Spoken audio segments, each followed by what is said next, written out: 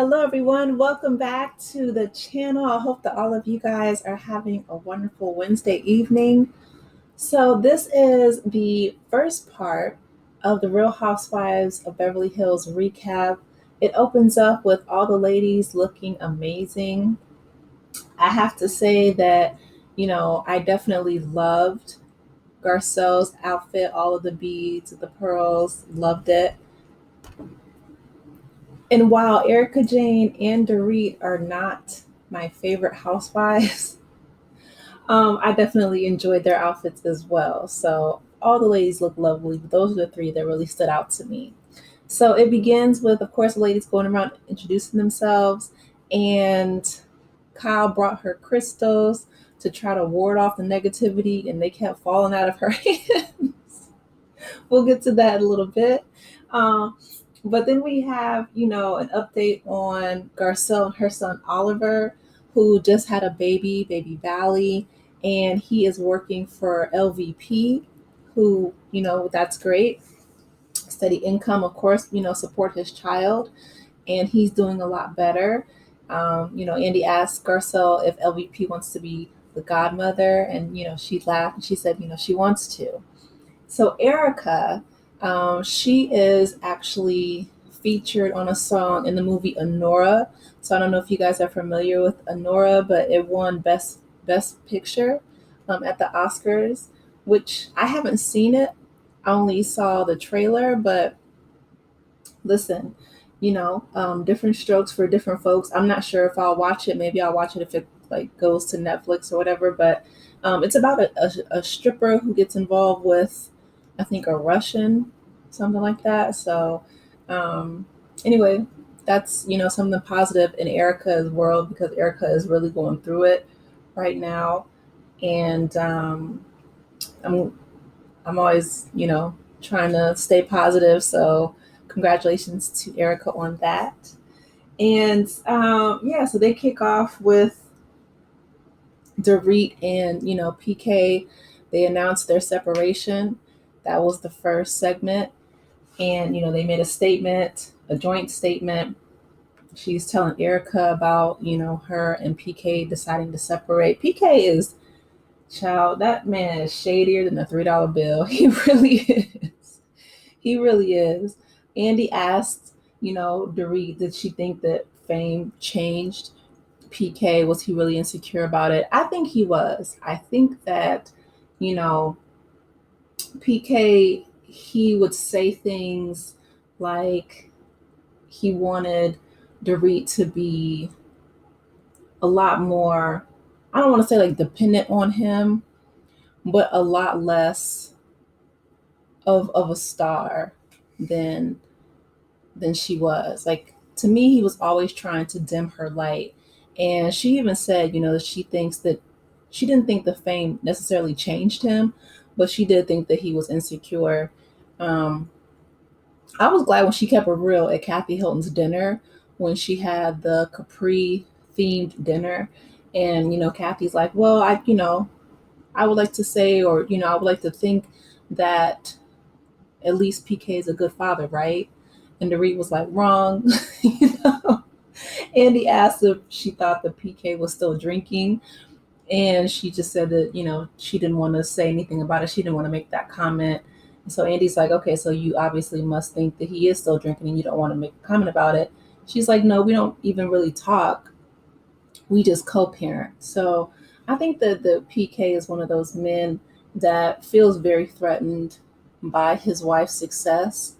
And it's unfortunate because, he's really putting her through the ringer right now. And so when Andy asked if she's still in love with him, she's like, yes, he's my heart, he's my soul, he's my world, essentially.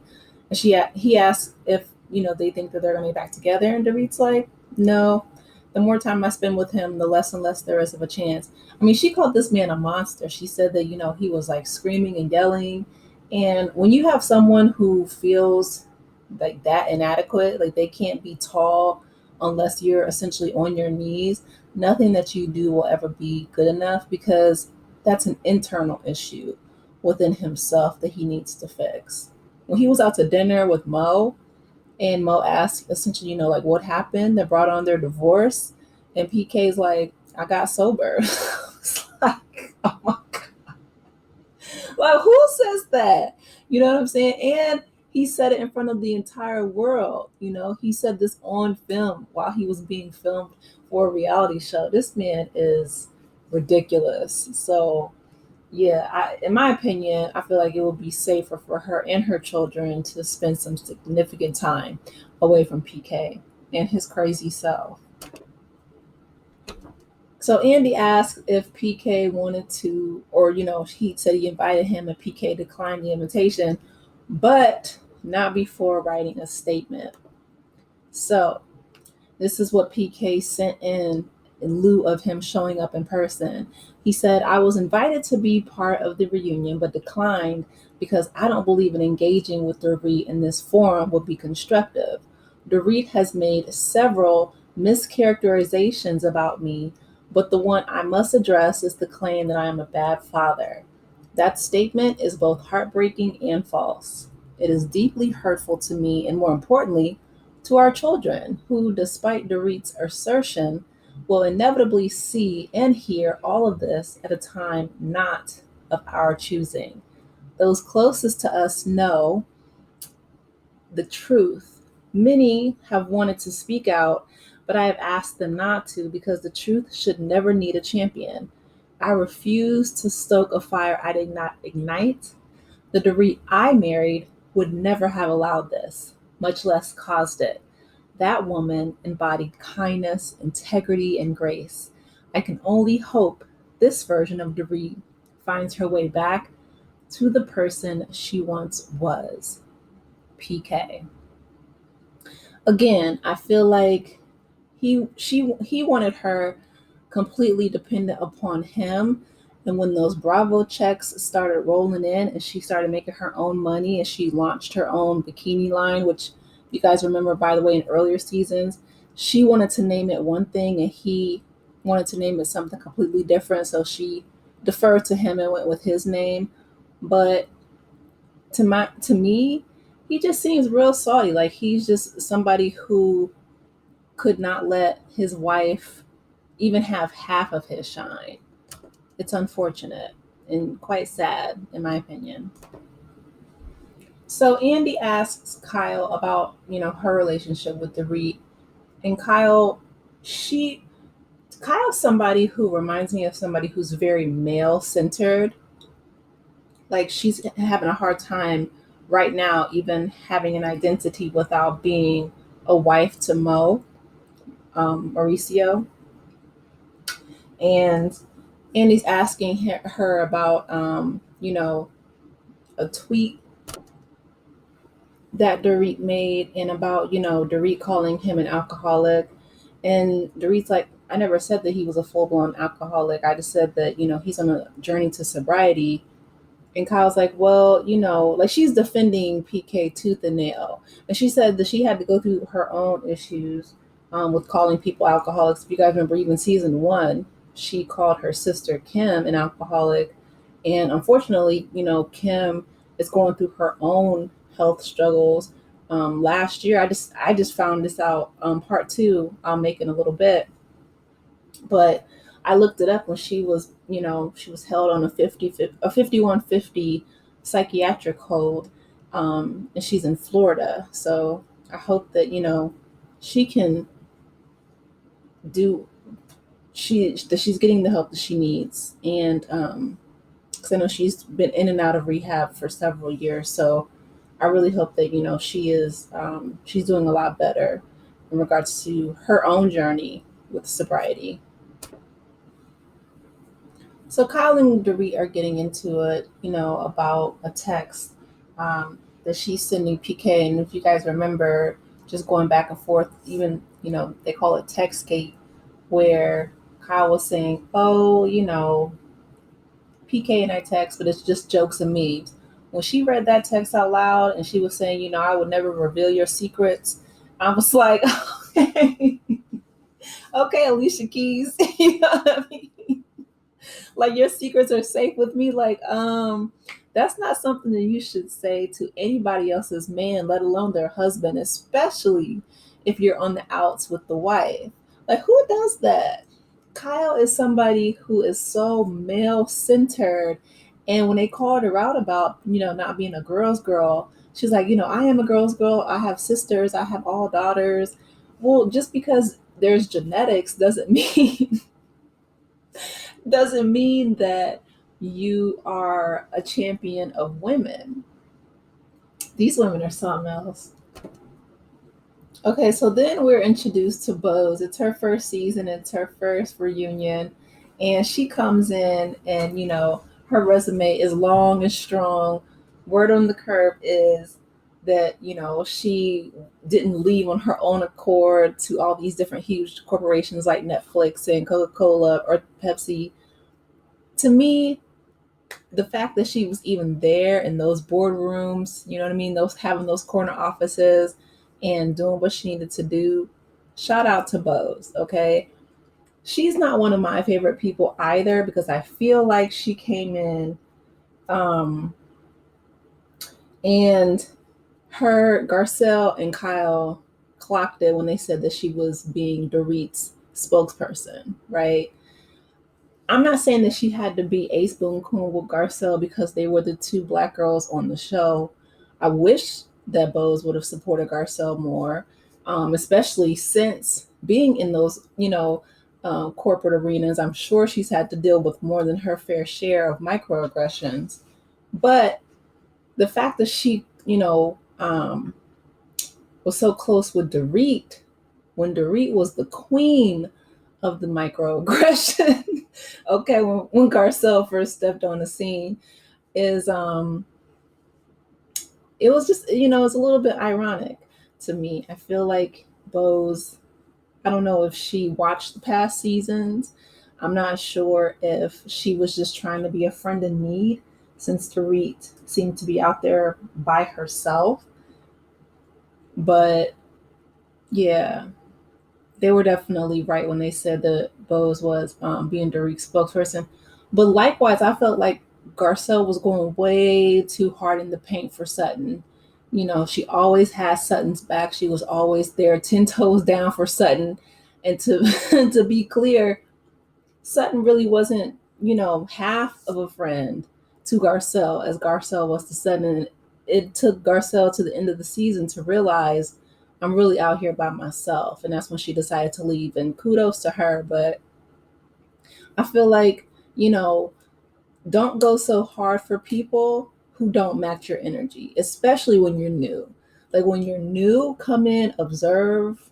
And this is just my opinion, but I would come in, observe the scene and, see who's who. But the fact that she got so close with Dorit, it raised a few eyebrows, mine included. So they talk about Bose losing her beautiful home, unfortunately, in the Malibu fires. Prayers up to everybody who's still having to deal with. She said she had to deal with, the insurance agencies and all of the red tape involved, and having to decide if she wants to rebuild or not. That's heartbreaking.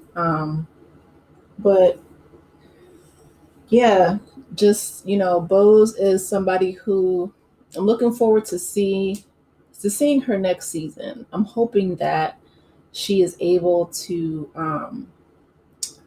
be step into her own, not be so reliant upon being, you know, Dorit's quote unquote spokesperson, but that she can have her own storyline. She's dating Keeley, who wants a baby. He doesn't have any children. And I believe that Bose is 47. So they did bring in a fertility specialist. She has a teenage daughter already from her first husband who passed away. May he rest in peace.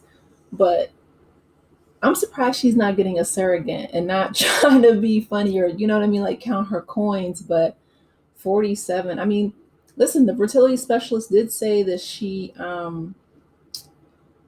had a few eggs, I think, that were viable, and they did a whole treatment. So hopefully everything works out. I'm hoping that if she does decide to give birth, that she has a healthy delivery. And I'm hoping that Keely can step up and, do the right thing and make her an honest woman, put a ring on it, because she's like, they were talking about having babies when they never even said I love you to each other. Like, that's backwards. Like, come on, people. And, and at 47, you don't have time to waste. You know what I'm saying? This ain't, yeah, if y'all remember Wait and Exhale, Whitney Houston's character, Savannah, she was like, I'm not, a little teenage girl in my 20s, wanting to sit around and count the days. And I'm like, yes, you know what I'm saying? Let's move it right along. You talking about babies and there's no rock on her finger. What's going on? So then Andy moves on to Kyle and Morgan, right? So Garcelle, in my opinion, she's the only one who is really not intimidated by like Kyle or Kathy Hilton, that Hilton name. Like Kyle and her family, they're powerhouses in Beverly Hills. Excuse me. So you can see the other women, they're a lot less likely to confront Kyle. She's been the queen bee on that show for a very long time, especially since LVP left. And now that she has Kathy, her sister, as backup, essentially, she feels like her life should just be completely off limits. And it's not, People are going to ask about her husband kissing that girl in the airport in Greece. They're going to ask about, Morgan, because Andy's like, listen, you know, Kyle's trying to protect Morgan, and she's like, she didn't ask for any of the scrutiny. He's like, yeah, but she's a public figure. She's a singer. He's like, I'm sure that her being on the Housewives didn't hurt her record sales. She's become a household name essentially. And he's like, in that video where it showed you guys being lovers, he's like, you can't have your cake and eat it too. You gave her a tattoo of your initial K on national TV. I'm sure her husband was probably looking like, what's going on? And Mauricio, according to the streets, he been out there. He been for the streets. So I feel like she gave him the ammunition that he needed to finally break away. And listen, he's been outside ever since. Ever since. Okay, he's out here taking his girls to Europe, and he said he dropped her off at one country and went to go meet his boo thing in a whole nother country. Oh my goodness. And he said, after a few days he was gonna swoop up and pick up his daughter after she did her, sowed her wild oats for Europe. Like father, like daughter. And Kyle was just sitting in the house by herself, by her lonesome. Um, But I said all that to say that, Morgan and Kyle, they, like Andy said, you can't have your cake and eat it too. You can't flaunt your relationship on a public platform and not want people to ask questions about it. So that's just human nature. So Kyle gets mad at Garcelle. She's like, you said that lesbian comment intentionally. Garcelle's like, no, I wasn't trying to be funny. I was just saying you can be who you are. Like, you don't have to be ashamed of it. You don't have to hide it. You don't have to, pretend like you and Morgan aren't more than just good girlfriends or good friends. You know what I mean? So I feel like Garcelle is somebody who is very pragmatic, and she calls it like she sees it. And unfortunately, in Beverly Hills, they're so used to, being protected by their money. Privacy is expensive. And if there's one place that you're going to get it, it's Beverly Hills. They're shielded all the time. They don't take responsibility or accountability for anything. And they never had to. And if you grew up in that environment, you don't know how to deal with confrontation, which is why Kyle runs out crying pretty much pretty much every season. I mean, she ran away from the restaurant when Lisa Rinna, cracked that glass. When her and Kim was going at it, talking about her husband Harry, she ran even on this season in her bathrobe. She ran to the curb crying. If one thing Kyle's gonna do, she gonna run away crying. So, um, The fact that Garcelle was the only one who brought up Morgan and was being, and she wasn't even being like mean in the confrontation. She was just trying to be honest. She's not used to that.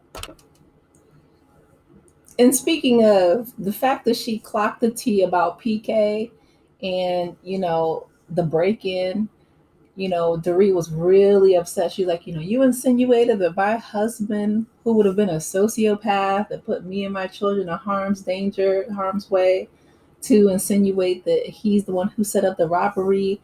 You have no evidence whatsoever. And of course, Bose jumps in as her spokesperson, like she always does. She's like, that is kind of wrong and you shouldn't say that, blah, blah, blah. Listen, you do not have to be Inspector Gadget to put the puzzle pieces together. However, Garcelle, what I would say is if you're dealing with that type of power dynamic, and when I say a power dynamic, I mean women who have used their money as their shield and have had it protected, have been protected. Not only do they have their money, but they're also privileged. They are not going to be battle tested. They're not going to, be used to being questioned about anything, especially shady dealings when it comes to that break in. So just because you can, put the puzzle pieces together and call it like you see it doesn't always necessarily mean that you should. In my opinion, I feel like Garcelle could have held those cards close to her chest and she shouldn't have said anything because, insinuating like fraud like that, it is serious. And if you don't have the evidence to back it up, then it's just going to blow up on you. And that's exactly what happened. Even if people think that Garcelle is 100% correct when calling out PK, it's like you have to, our legal system, unfortunately, is the presumption of innocence, and you have to be able to prove, even if you're a prosecutor, it's not about what happened or what the truth is. It's about what you can prove in court. It's about it's about what you can prove, even if, like I said, you put all the puzzle pieces together, 2 + 2 = 4. When you do an analysis of the facts of the case and all that, and you could just see the wheels in Garcelle's head turning. Child, it's not worth it. In my opinion, it just is honestly not worth it. Is PK going to be held accountable? You know what I mean? Is Dorit going to hold his feet to the fire? Is the legal system going to hold his feet to the fire? Are the insurance people going to hold his feet to the fire? The fact that, Erica's husband is behind bars, I'm really surprised. The fact that, like Harvey Weinstein, and I mean, it takes a lot of people. You realize that it's not just like one person or one victim in regards to these powerful men, these powerful older rich white men. It takes like a a group. You know what I'm saying? It took a whole plane full of burn victims to take down Tom Girardi. It was a whole gaggle of actresses that had to come forward to take down Harvey Weinstein. People are still coming out the woodworks with Diddy, and it was all kind of people and models coming forward with Bill Cosby and R. Kelly. If it's just like a one-on-one tit for tat, he said, she said, 9 times out of 10, if that man has money, power, status, it's an uphill battle. So either Garcelle should have had a gaggle, she should have had a group of people. And I feel like she probably thought somebody was going to step up and have her back. Bose didn't, Sutton did not. It's unfortunate, but Garcelle really was out there on a limb by herself. And child, when I say that she was out there by herself, even when Garcelle went back to her dressing room and Sutton came to her dressing room, Sutton was still centering herself. She was like, I felt like I was out there by myself. I felt like, Garcelle was looking like she was like, sorry. Like even Garcelle apologized to her. And I'm thinking, They weren't even really on you this first segment or this first part of the reunion, Sutton. They didn't really lay into her until part two, which I'm about to get into in the next video because this one's getting a little bit longer. But Garcelle's she was windmilling for her life by herself. Sutton did not have her back. She'll come back, in her dressing room and try to be her friend behind closed doors. And see, people like that, they're dangerous. You know what I mean? They're cowardly and they're dangerous. And I'm glad that Garcelle decided to put herself and her family first and her well being first because you can't count on people like that. You know, Sutton is all about Sutton and Kyle, which again represents status in that friend group and in Beverly Hills. So, anyway, you guys, let me know your thoughts about this reunion. I thought that it was good, this first part. I'm about to get into part two in another video. Please be sure to like the video, subscribe to the channel, and I will talk with you in the next one. Take care, Aces. Bye.